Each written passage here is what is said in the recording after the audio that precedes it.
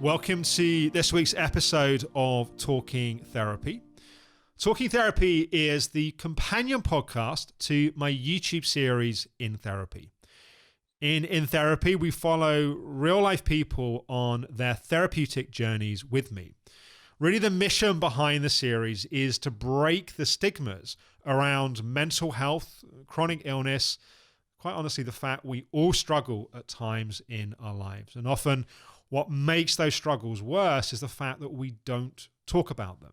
And so we have some very brave participants in the series who are willing to share not just the struggles and challenges that are going on for them, but also to let us see behind the scenes of their therapeutic journeys.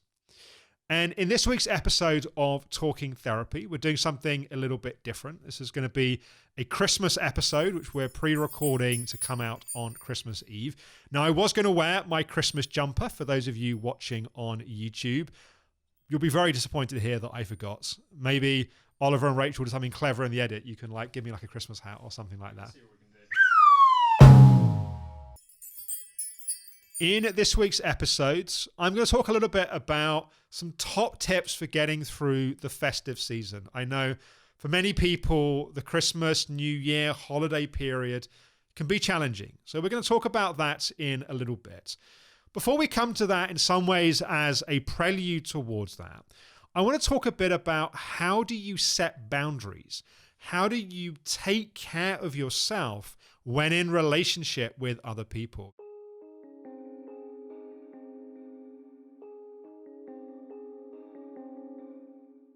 In this week's episode of In Therapy, Sally's talking about some of the challenges with the dynamics with her stepfather since her mum passed away. Having what I think are really some quite brave and quite difficult conversations. And really learning to stand up for herself and own her voice and protect her boundaries. And in last week's episode, we met Katie. One of the themes that Katie's working on is her relationship with herself. And you'll see into next year as Katie's episodes unfold, part of what she's working with is also boundaries.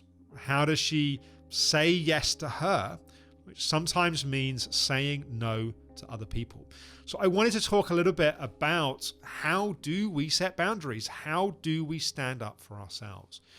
Well, the first thing is we have to learn to listen to our own needs. If we don't know how we feel emotionally, if we don't know what we need to feel supported, it's very hard to know where the edges and where the boundaries are. And if we're a highly sensitive person, if we're an empath, if we're somebody who tends to easily get sucked into other people's feelings, emotions, problems, maybe we have a helper pattern where we somewhat define our self-worth by what we do for others and how we're there for and support others. We can find that we struggle to know what we even feel, what we even need. So before we can set a clear boundary, we need to learn to listen. We need to learn to connect to ourselves emotionally. What do I need? What do I want? Where do I feel bruised or wounded or hurt by other people? That information is really important. And that's a theme that I'll come back to in Talking Therapy. It's something you'll also see in the season 1 of In Therapy. We talked quite a bit about listening to emotions and feeling emotions. But step 1 is you have to learn to listen to how you feel. Second step, this may sound like a sort of subtext of the first step, but I think it's its own piece. We have to then honor our emotions. You see, you can listen to your emotions and then ignore them. It's a little bit like being a small child that feels upset or feels sad, and your parents acknowledge that you feel upset and sad, but then they try and get you to dismiss it or try and change the subject or try and move you on to something else. So it's not just tuning into and listening to how we feel. It's also really honoring how we feel. That might mean taking some time to be with yourself emotionally. It might mean just slowing things down a bit more. And for you, that might be meditating. It might be going for a walk. It might be journaling. It might be spending time in nature. But we need to honor how we feel. So we need to listen to your emotions. You need to honor your emotions. From that place, taking Sally's example from this week's episode of In Therapy, became very clear to her that she needed to have a challenging conversation with her stepfather. That meant being brave enough to have that conversation. Sometimes saying yes to ourselves involves saying no to other people. That means putting a boundary up. We have to be brave in doing that. I put a video out on YouTube recently called How I Grew My Courage. I talked about the story of how growing up as a child and into my teenage years, I felt like courage was something you were either born with or you weren't. And I very much felt like I was someone that wasn't born with courage. I then went on a journey to learn to connect to and to grow my courage. And part of how I learned that was by doing a fire walk, walking barefoot across 2,000 degree burning coals. Check out that video if you haven't. I think that would be a great place to explore this theme of courage more.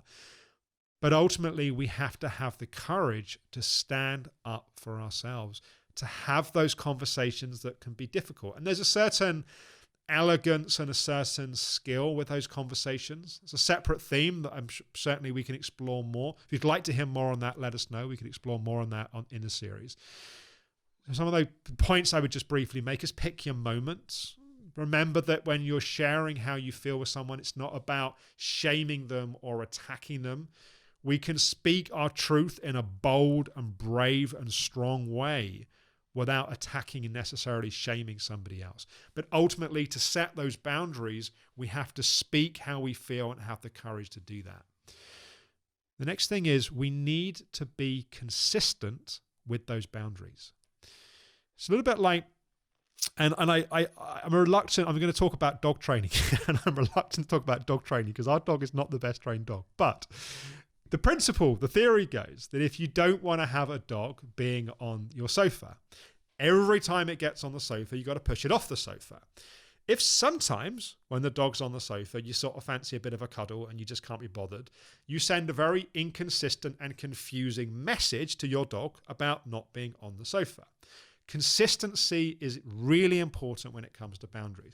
What I will say is I think I'm a far more consistent parent with my children than I am with the dog. You know, when we say to our kids, no, our kids generally know that we mean no. Does that mean they don't sometimes challenge or test that boundary? Of course they do.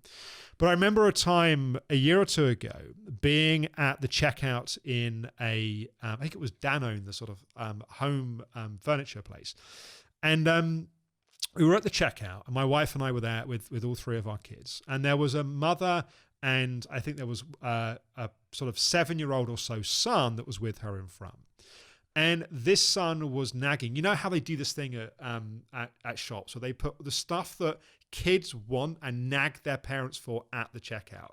And they're basically designed to ruin the life of parents. So this kid starts and I can't remember if it was like a toy or food, like a chocolate bar or something. But this kid's like, Mummy, I want this, I want this, I want this. And the mum's like, no, you can't have it. I want this. No, you can't have it. And my wife and I look at each other like, oh my God, our children would never behave like that in public. Like having escalate to a full-on tantrum. I remember thinking, oh my God, poor parent, like that child, it's like a total like nightmare. They're just not listening. And then it escalates more and more, and the mum's like, no, you can't have it. And if you don't stop, you're not going to have this or whatever, starts to set, what appears to be boundaries. And it was one of those cues that was moving like really slowly. It was like increasingly painful. And it starts to escalate to the point where you start feeling a bit awkward, like you don't really know where to look. And my wife and I are sort of trying to have a conversation, but we're also secretly like listening, like what's going to happen. Anyway, this goes on. It gets to the point, and you can imagine what happens. At the final moment, the mother goes, oh, all right then, snatches it, puts it in front of the checkout. And actually, what was even more shocking was it was, I don't remember the detail, but it was something like you to get the discount you had to buy 3, and she ends up like spending like far more money than she plans on spending. It looked like a family didn't necessarily have a lot of money, and but in that moment, of course, it's clear why that child was nagging and moaning and complaining, because they've learnt no doesn't mean no. No just means push harder, and if you push hard enough, you will get what it is that you're nagging and wanting to get. Whereas I like to think that our children know Generally speaking, no means no. Does that mean that sometimes they don't throw a bit of a tanty? Of course they do. But they ultimately understand the boundary.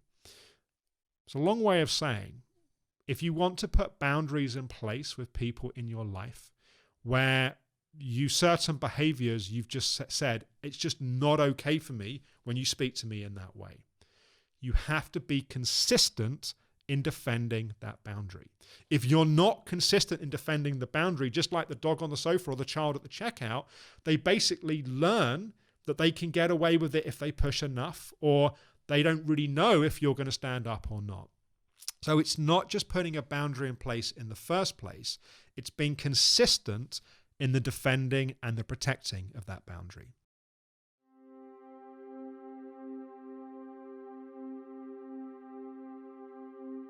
So you need to listen to your emotions, you need to honor your emotions, you need to stand up for yourself and be brave in the process of doing that. You need to be consistent in protecting the boundaries. Then ultimately you need to learn to let go of your own feelings and emotions. Once you've put the boundary in place, you've been consistent, you've defended that boundary, ultimately, put another way, hatred is like swallowing poison and hoping the other person dies. That's not to say that you shouldn't feel your hatred and anger. As I think it was one of the early episodes of In Therapy, I talked a lot with Sally all about you've got to feel your emotions. But in feeling them, we digest them, we let them go. If we put the boundary in place, we don't need to keep hanging onto it. And the letting go of it may mean just letting yourself really feel it. So setting boundaries is an act of self-love and self-care. It's an art, it's a skill, it's something that we get better at doing with practice.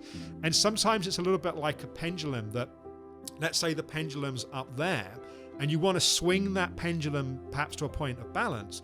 Sometimes it swings too far before you find that point of balance. And one of the things that I often say to patients when we're working on boundaries is give yourself permission to get it wrong. If you're someone that's always been a little bit kind of not boundaried enough, maybe for a while you have to be really firmly boundaried till you find a new point of balance, a new way of standing up for yourself and protecting yourself.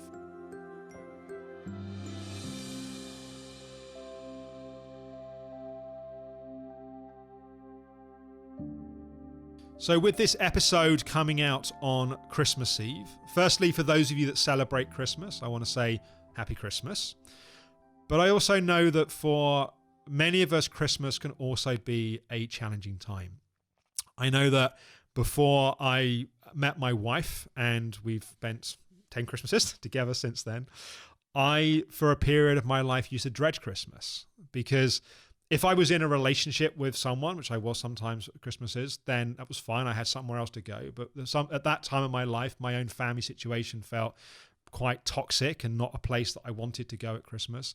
And I sometimes used to feel a bit like the stray dog that would go to friends of mine for Christmas because I had nowhere else to go. And it was very painful. And I recognize that for those of you that are listening or watching where Christmas might feel like a difficult time, I just want to honor that it's okay that you feel that way, and you're not alone in the fact that you feel that way. But I wanted to share some top tips that, particularly for those of you that are on some kind of physical healing journey, perhaps from chronic illness, perhaps chronic fatigue or ME or fibromyalgia, or those of you who are perhaps on a trauma healing journey or a psychotherapeutic journey or just some sort of inner journey. What are some of the principles? What are some of the things that can help support us through the festive season? First thing is keep it in context. I know that Christmas gets so built up and inflated and turned into like this massive event, but it is just another day on the calendar. And for some people, it's a wonderful day of families coming together, although, of course, this year, for a lot of people, it's all the more challenging. Perhaps we're not able to spend it with as many people as we would like to. Perhaps we're not able to travel, or people can't travel to us. That adds another level of challenge, I think, for people. But just remember, keep it in context. I often say to people that When we're having a difficult time, we tend to make things worse than they are. And then when we have a breakthrough and things feel good, we might even make things better than they are. And then we get a bit of a rude awakening along the way. Keeping things in context, seeing things in a rational, realistic way can just help level out our mood and our emotions around things. Secondly, practice self-care. One of the things that often happens for a few reasons around the festive period is, firstly, people stop doing the practices that most support them because they're distracted by the other things that are happening. Perhaps people are staying in the house. Perhaps you've got to travel to go places. But for many of us, being around our family, because they're often the origin of many of the issues that we're working with, is triggering and it's difficult. It's probably the time of the year that we most need to use the practices that we've got. If you're someone that finds that your meditation practice is what stabilizes you, or that perhaps you use emotional freedom technique, EFT, or perhaps there are certain strategies therapeutically, whatever it is that you've learned, this is probably the time of the year you most need those practices.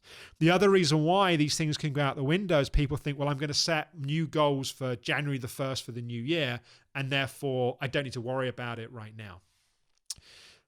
You can start the new year on any day. Remember, January the 1st, just another day like Christmas Day. Use your practices. Take care of yourself. There's a famous quote that I'm going to butcher that goes something like, if you don't have time to meditate for 10 minutes, you should meditate for 20. If you don't have time for self-care, make time. Third point is focus on the positive. It's very easy when we're going through a difficult time. Perhaps you're not having the Christmas period that you would have liked to have, either for health reasons or for practical reasons because of coronavirus. It's very easy to focus on the things that we don't have, the things that we long for, the things that we think other people have that for whatever reason we don't. By definition of watching or listening to this podcast, there are many things that you have that many people in the world don't have. Just the fact you have a computer or you have an iPhone or whatever it is that you're using to access this content suggests that you've probably got enough food, suggests that you've probably got clean drinking water, you've probably got somewhere to sleep. I'm not saying that to belittle the suffering or the misery we might have in our life at this point, but it's very easy at this time of year to focus on what we don't have. When we focus on what we do have, that alone helps things feel different. And our brain, it will look for what we train it to look for.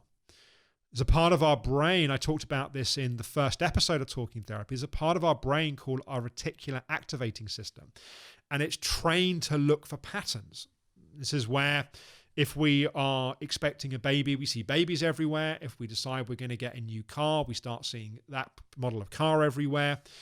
When we look for all the things in our life that are not working, we find them. But if we look for the things we could choose to be grateful for, we also find those. Number 4, be proud to do you. What I mean by that is I talked about in the first part of this podcast, have your boundaries.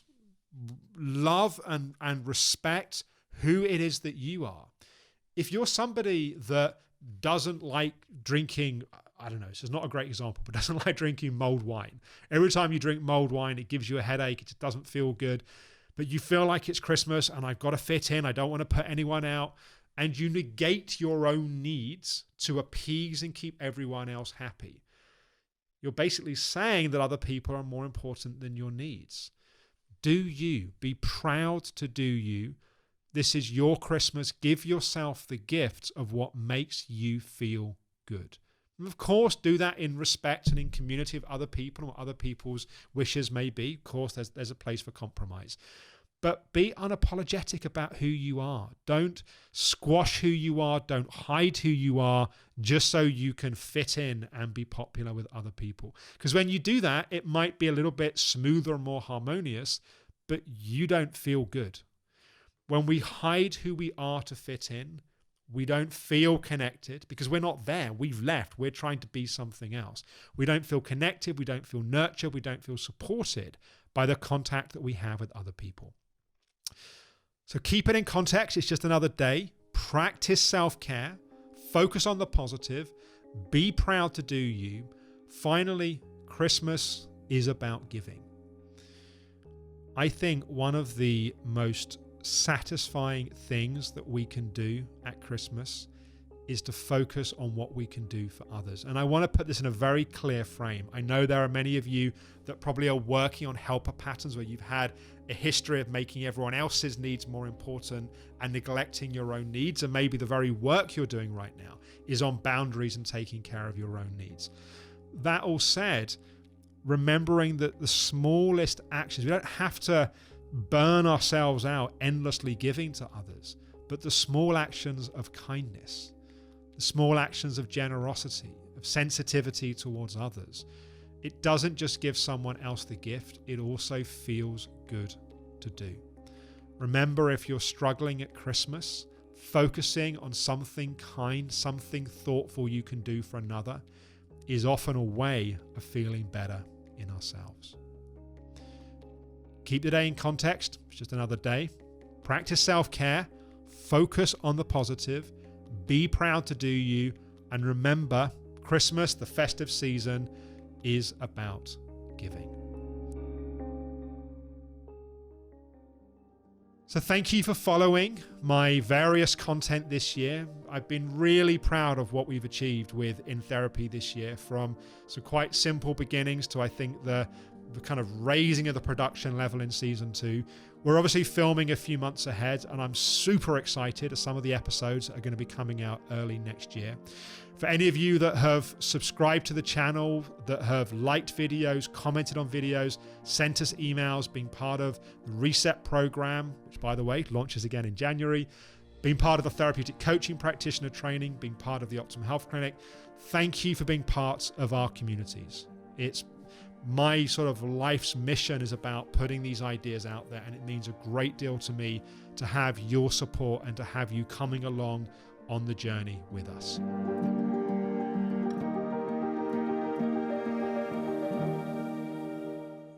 So just a reminder that next week we have a week's break between Christmas and New Year. But for the first episode of 2021, we're going to be catching up with Lauren in Therapy. Lauren was considering making some big life changes, potentially moving abroad. So we're going to be finding out what's been happening for her. Please do use this week pause to catch up on the content you've not seen. We've been posting a lot more content recently. On YouTube, comment, post your questions. We'll go through all the questions that have come up between Christmas and New Year. I'll dive into those on the next episode of Talking Therapy, which is going to be on the 7th of January. Super excited for next year. Please do keep following what's coming up. In the meantime, be kind to yourself. Go gently.